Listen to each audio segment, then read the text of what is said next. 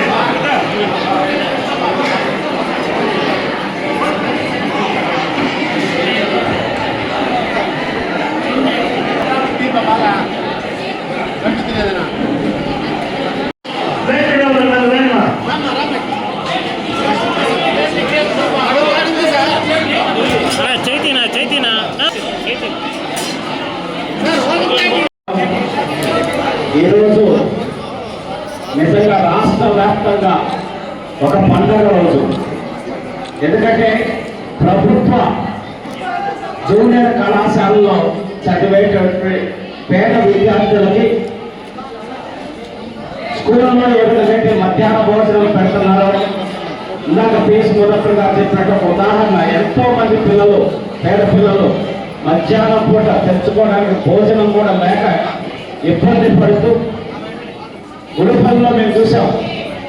అన్నా క్యాంటీన్, భువనేశ్వరం అన్నా క్యాంటీన్ పెట్టి ఆ అన్నా క్యాంటీన్లో సగం మంది వచ్చి తినే పిల్లలు జూనియర్ కళాశాల పిల్లలు.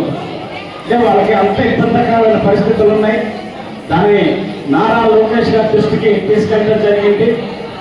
ఈరోజు రాష్ట్రం గత ప్రభుత్వం చేసిన ఇన్ని రకాలైన అప్పులు, ఆర్థికంగా ఇబ్బందులు ఉన్నా సరే ఖచ్చితంగా గవర్నమెంట్ జూనియర్ కళాశాలలో చదివే పేద బిడ్డలందరికీ మధ్యాహ్నం పూట తృప్తిగా వాళ్ళకి భోజనం పెట్టి వాళ్ళు మంచిగా జీవితంలో ఎదగడానికి అన్ని విధాలుగా అండగా ఉంటారని మాట ఇచ్చి నారా లోకేష్ గారు మాట నిలబెట్టుకున్న నాయకుడు మన విద్యాశాఖ మంత్రి నారా లోకేష్ గారు. ఆయనకు ఒకసారి మనస్ఫూర్తిగా ధన్యవాదాలు తెలియజేస్తూ ఈ భోజన మధ్యాహ్న భోజనం డొక్కా సీతమ్మ తల్లి మధ్యాహ్న భోజన కార్యక్రమం దిగ్విజయంగా నడవాలని చెప్పనేసని ఆవిడ పేరు పెట్టడం కూడా ఎంత స్ఫూర్తిదాయకం. ఈ ప్రభుత్వం యొక్క ఆలోచనలు అంటే గత ప్రభుత్వంలో లాగా వాళ్ళ పేర్లు పెట్టుకోకుండా డొక్కా సీతమ్మ గారికి అప్పుడు బ్రిటిష్ పాలనలో ఉన్నప్పుడు కూడా ఎంతో మంది పాఠశాలలకి అన్నం పెట్టి వాళ్ళ పొలాలన్నీ ఇంటికి వచ్చిన వారికి అన్నం లేదు అనే విధంగా అన్నం పెట్టిన మహానుభావురాలు ఆ డొక్కా సీతమ్మ గారు. ఆ ఈస్ట్ వెస్ట్ గోదావరి అటు సైడ్ జిల్లాలో ఆవిడ పేరు చెప్తే అన్నపూర్ణలాగా ముఖ్యమంత్రి గారిని ఈ సమయంలో ఆయనకు కూడా ధన్యవాదాలు తెలియజేస్తూ మన పిల్లలందరూ కూడా బాగా ఎదగాలి, రావాలి. ఈ రోజు కుటుంబంలో మన పిల్లలు అద్భుతం సాధిస్తున్నారు.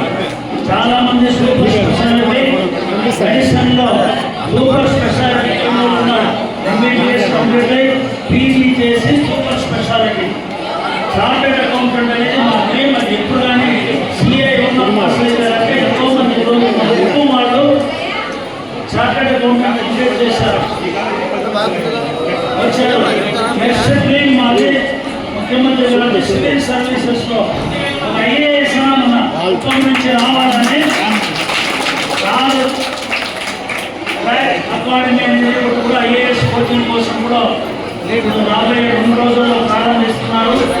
కాబట్టి గవర్నమెంట్ ఉద్యోగం ఎప్పుడు ఊహించిన పోలీసులు కుప్పం నుంచి ఉన్న పోలీసులు కోచింగ్ ఇచ్చి ఎన్టీఆర్ తరఫున ఇచ్చాం. చాలా మంది 100 మంది పోలీసులు మనం ఉన్నారు.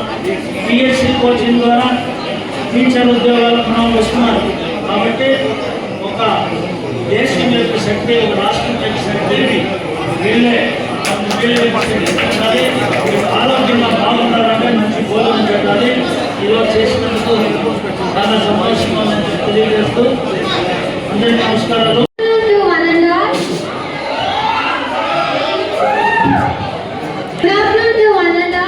Respected MLC sir, Sri Kanchana Srikanth Garu, and all the dignitaries on the dais, principal sir, and PSM sir, and all other teachers, principal sir, and Jagdish sir. First of all, our gratitude to our Andhra Pradesh Chief Minister Nara Chandrababu Naidu Garu and Deputy Chief Minister Pawan Kalyan Garu and Educational Minister Sri Nara Lokesh Garu for implementing this wonderful Dokka Sitama Padakam for the middle schemes in colleges also. In India, one of the best social support program, popularly known as the midday program.